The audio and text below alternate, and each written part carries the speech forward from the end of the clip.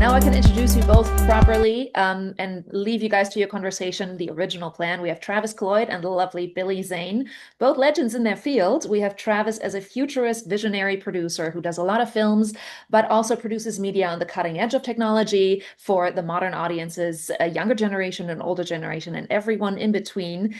You've worked with legends like Patrick Mahomes, Charlie D'Amelio on the younger side, but you've also produced films and worked with estates with legends such as James Dean and Amelia Earhart, which I personally find super interesting. I just asked you what Amelia sounds like, and I can't wait to hear a little bit more about it. And Billy, obviously, we know most of your films, if not all of them, Phantom, Scorpion King, Sniper, Head Above Water, and obviously your most famous Titanic. I used to work for Jim for a while, so known him pretty well. Welcome to Davos Worldwide. I can't wait for you guys to get into it. Thank you for having us. Yeah, thank you so much for having us. We appreciate the opportunity to be here. I'll make a quick intro. As you heard, my name is Travis Cloyd, and I'm a futurist and a producer and professor. Professor at multiple institutions, running a program called the Dreams Program, which is focused on location-based entertainment. So I work with a lot of incredible people as it's focused on themed entertainment. Had the great fortunes of working and knowing Billy Zane here, who's an incredible producer and actor and entrepreneur on incredible opportunities and businesses that we've been focused on. And for myself, we're really just here to talk about the future of entertainment, the future of media, and how we envision things ahead. From film productions to immersive experiences and games and XR technologies, we're at the cusp of all this incredible innovation. And so you got people like Billy, who's been a leader in traditional linear content for many, many years, and who's working with me on advancing some of those initiatives into the future of how we engage in content. So I'll pass it over to Billy from here. Thank you, Travis. Good afternoon, and thank you for having us. I appreciate the introduction and the resume. You probably know me from I'm almost pushing 35 years of cinema, and I've found leveraging that unique access that celebrity affords to heads of state and captains of industry who all seem to need the power of storytelling to advance their initiatives. Tends to occupy quite a bit of my time. I've enjoyed leveraging that, or at least helping institutions like Caltech and JPL, Arts Center, Pasadena, advance some of their technologies through storytelling, the power of storytelling. And I had the good fortune of meeting Travis as he's working very closely with a sister campus in Los Angeles area at Cal Arts, where he's running the Dreams program. I'm over at Caltech. Now we just launched our first episode of a podcast from the Einstein Suite, interviewing their Nobel laureates and their professors from what we call the Art Science Bridge, a perspective with my co-host Fred Farina, their Chief Innovation Officer and lead at the Center for Advancing those technologies. He's also the patent attorney for Caltech. It's a very interesting time in our industry, to say the least. Very exciting. We're always reliant upon narrative and quality stories, but the delivery systems and how rapidly they're changing forces a perspective upon our industry that we've really never known. And we find ourselves poised and sitting at the nexus of these opportunities, and it's been really exciting to help advance while remind some of those leaders who are at the bleeding edge about the pillars of what really impacts an audience and drives story. One of the things that I know we wanted to cover a little bit is just the current landscape of making films has evolved and has changed over the course of time. And storytellings on a flat rectangular screen have been around for over 100 years, and we've evolved from one camera shots to multiple camera shots to no CGI and VFX to major CGI and VFX. And there was a moment in time where you'd shoot a movie with a single camera and the actors would act out in front of the camera to achieve the objective. And now we've got so many clips and so many cuts that's just evolved. And what's happened, over the last decade or so is this advancement from theatrical to streaming. But what's also happened is this advancement beyond the screen, beyond the flat rectangular passive linear screen to interactive experiential stories on different platforms. And there was a moment in time when we made content with the objective of trying to drive as many people into theaters as we possibly could so we can all enjoy the content that was being crafted. But today we've got all these platforms that are fighting, for the content to live solely on its ecosystem. And so you think about all the different platforms that are out there and all the different types of ways that we can tell stories beyond the screen, spatial computing, the metaverse, gaming, XR technology, the advancement of AI, all these things have really given, people like Billy and myself and filmmakers around the world the ability to do more. Virtual production has advanced, physical production. We don't have to physically go to certain locations. Billy's actually physically on set right now on a movie, but the game engine innovation, the virtual production innovation has advanced so much that we could essentially just envision the worlds that we want our content to live and breathe, and we could prompt them or generate them with the game engine world building technology that we have. So it's shifting and shaping. And one of the things that Billy and I always talk about is during the course of production, we're making all this, we're spending all these resources, developing assets in 3D to then to go back and live on this flat rectangular screen a year or 6 months down the road. So there needs to be a little bit more put into, taking intellectual property rights and content that's being captured during the course of physical photography to beyond the traditional flat linear screen into the experiential immersive realms that we have today. And so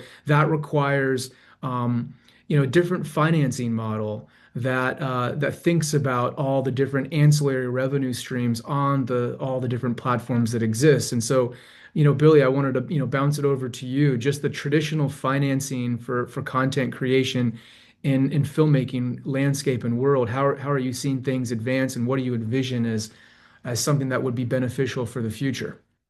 Well, in terms of the marketing spend, you're looking at the print and advertising budget is typically 50 to 100% of the production budget is usually what's being spent on some of the larger films to promote. The efficacy of that, how effective that model is, if you were looking at perhaps diminishing returns and impact, or at least patronage to theaters and fickle viewing habits, it's not as effective. So the landscape requires a new vision, as you were describing, Travis, and the idea of taking advantage of those moments where you're capturing that critical piece of IP that can be repurposed within marketing, within these other immersive emerging platforms, not only captures an audience early and builds loyalty and awareness through engagement, unlike a passive experience, but also creates a revenue stream for the stakeholders before your traditional release. That's what's, I think, really most exciting is it's really a win-win, when advertising makes you money in the process of promotion as opposed to, whether in fact you buy product X or buy a ticket later.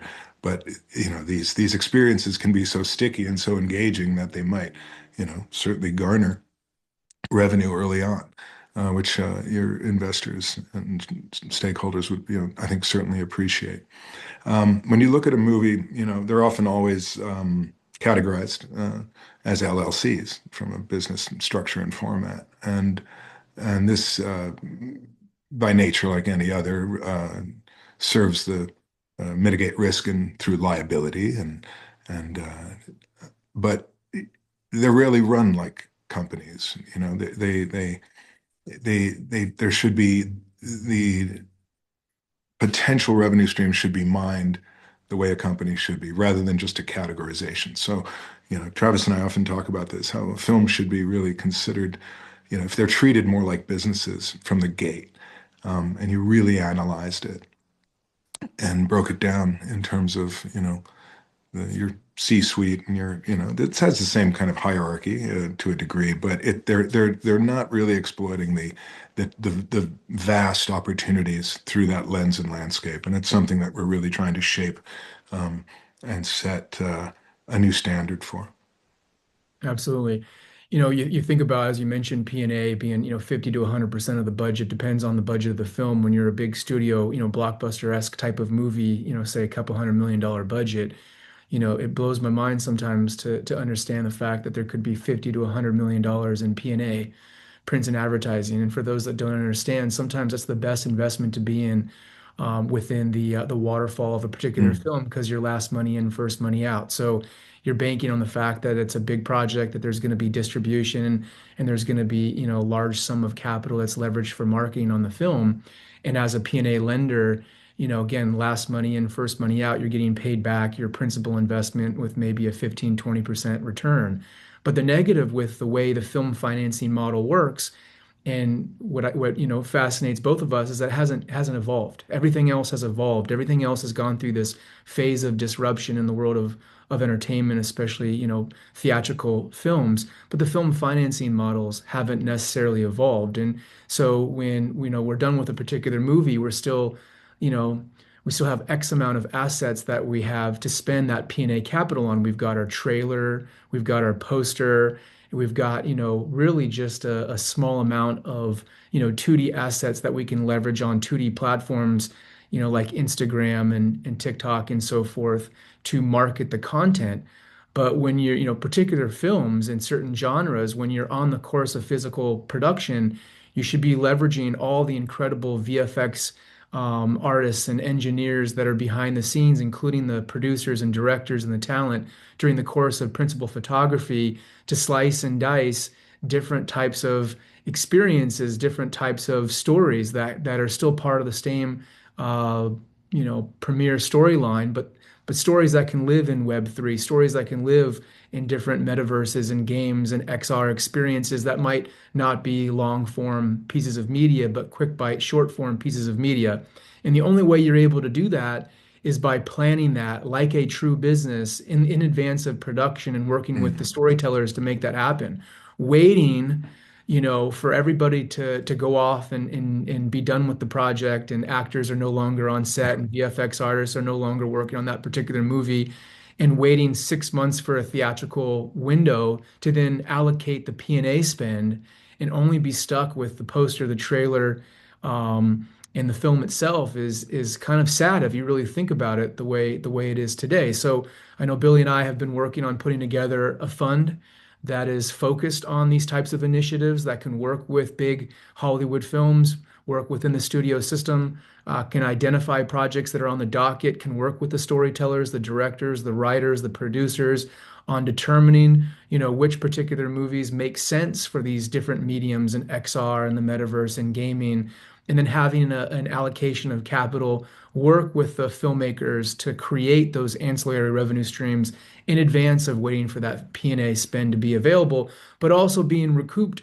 in some capacity out of the P&A, and sharing, profit participation on some of those ancillary revenue streams with the studio. So, Billy, what are your thoughts on just kind of current financing model, and how this type of, call it, pre-A instead of P&A for prints and advertising, which is an old term that came about many, many years ago, before all these disruptions and advancements in filmmaking have occurred. What if we came up with something new and unique, call it pre-A, where filmmakers can get some type of capital up front to work with creators like ourselves and others that are focused on 3D environments, focused on world building, focused on some of these next gen platforms. What are your thoughts on that? If the studio and or producers know they're going to be spending 30 to 50% on a P&A buy, either 6 months out, um, it would be logical when you have, as you said, the assets at hand, even as early as pre-production. It might even influence the production itself when you realize the tool sets on in your whiteboard session and you're starting to experiment with this. You might so inspire the production to actually extend a sequence, create a sequence that lends itself to transition to gamification. And while you have the actors, as you said, in wardrobe and in on location, you're not having to bring them back, so it's certainly cost effective. It works to schedule. They're already on contract, and they jump over to a volumetric stage that you have running next to your primary stage, or your capture sequences can be done during the breaks from traditional filming, and it's interesting when you get when you provide a broader palette of color to a director, to producers, and even to actors when they start to realize that they can work within this new language, great ideas emerge, and I've seen it. And you start to reverse engineer um, towards not just a better narrative, but a more commercial um, and marketable piece of entertainment. I think it's a thrilling window right now, and I think allocating some of that spend, which as we know is at times a lost leader. You have to really it's hard to quantify when you think about 50 to 100% of a budget, and when the budgets are quite sizable at that. I think it's a smart investment to allocate towards a pre-NA model, and like especially if it garners a revenue stream prior to. Again, very few advertising budgets are revenue streams, that we're reversing the stream in play, right? So I always like that. It's a win-win. As somebody who's been a part of some iconic films over the course of time and worked with some incredible filmmakers, you can't break that fourth wall per se. You can't look at the camera. You have to, allow things to somewhat be passive for the audience to be able to engage in the traditional linear forms of media. But when you think of all these new Web3, XR ecosystems and gaming platforms that we have today, a lot of it's first person perspective. You have to kind of engage with your audience. So when it comes to, an actor who's been a part of production, imagine just, adjusting your production schedule and your timeline to be able to achieve multiple formats during the course of production. Does that excite you? Does that worry you? Do you believe that talent in front of the camera will be able to easily transition from a passive shot with a traditional camera to an interactive experience that makes you engage with your audience? Absolutely. I mean, it started with I mean, you can go back to the silent era where they were rotating canvas backdrops atop of a train rooftop fight to back projection with Hitchcock to green screen where entire films are in green screen.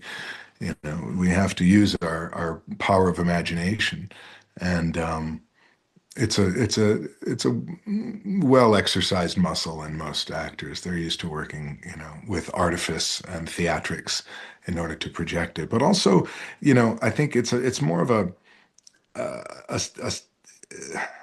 the psychological invitation for an actor to think a little bit outside of the box as to understand the benefit from a marketing standpoint. I've always been curious about all aspects rather than just shutting myself into, my role as an actor. You were mentioning tentpole films. I had a relationship with a company called Rainbow Vision through a friend of mine, John Cropper, in Manhattan. They had one of the first curved LED screens with a certain number of lumens, and they weren't projecting video in Times Square as of yet to this extent. And I managed to secure the Titanic trailer to run in its entirety in Times Square at a favor. And the distribution department were very pleased by that notion. But that was an actor, using state-of-the-art tech and access he had to help promote that movie ever more so. And it was the first time I think we saw a full trailer run